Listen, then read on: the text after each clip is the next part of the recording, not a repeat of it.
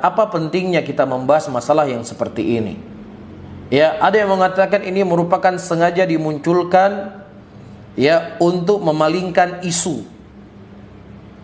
Ya, maka kita katakan kalau seandainya maksudnya itu adalah memalingkan isu kebijakan pemerintah, masalah ini, masalah itu, maka kita katakan tidak ada masalah yang paling besar. Iya, yang terjadi di muka bumi ini lebih daripada orang-orang yang mencela Nabi Muhammad SAW.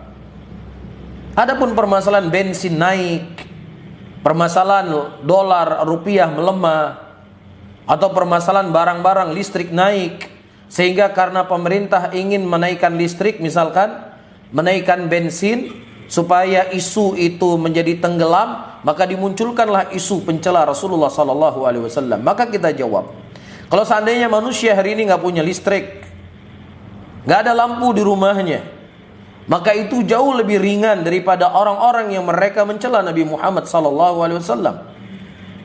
Iya, apapun isu dan keinginan yang mereka inginkan, yang jelas kita sebagai seorang muslim harus ada rasa kebencian dalam hati ketika Nabi kita dihina.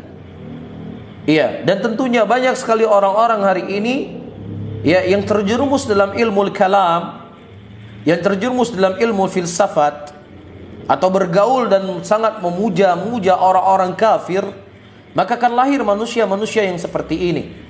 Maka kita ingatkan dengan nasihat-nasihat para ulama kita. Dan juga kita ingat dalam kisah dalam Al-Quran, bagaimana Allah Subhanahu wa ta'ala menceritakan suatu kaum yang mereka dilarang untuk mengusik dan mengganggu unta Nabi tersebut. Untanya. Kemudian salah seorang dari tokoh penduduk negeri tersebut, ya, dia membunuh unta yang dilarang oleh Nabi, yang dilarang oleh Allah untuk diganggu.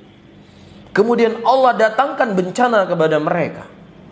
Dan bencana itu tidak hanya didatangkan kepada orang yang membunuh unta, tetapi bencana juga didatangkan oleh Allah kepada orang-orang yang mendiamkan dan terlibat di dalam permasalahan tersebut.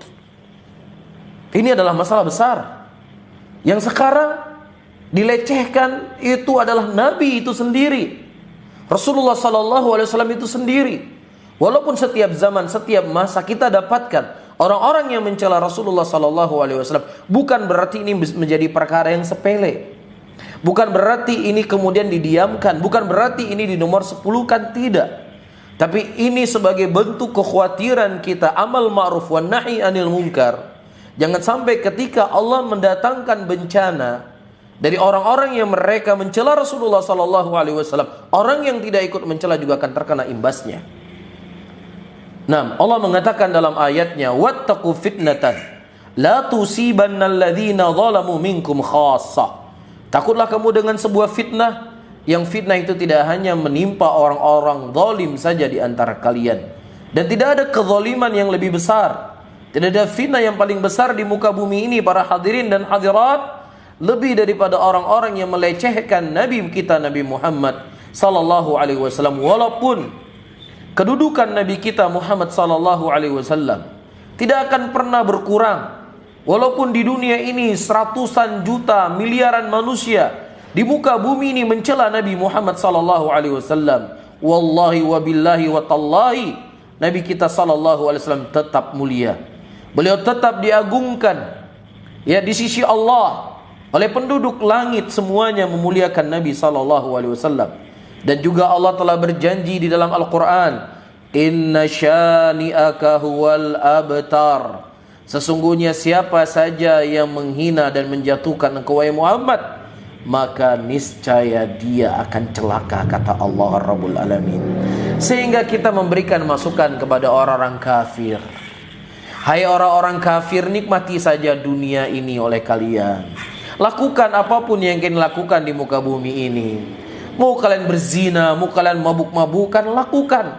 Lebih baik kalian menikmati dunia ini daripada sibuk kalian membicarakan tentang Nabi Muhammad SAW.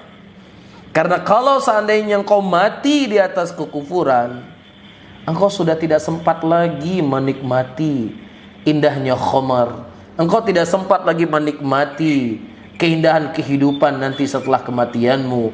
Engkau akan dicelupkan oleh Allah dalam api neraka. Maka kesempatan di dunia ini yang sesaat ini, kalau seandainya memang kau tidak mau masuk Islam, nikmati saja dunia.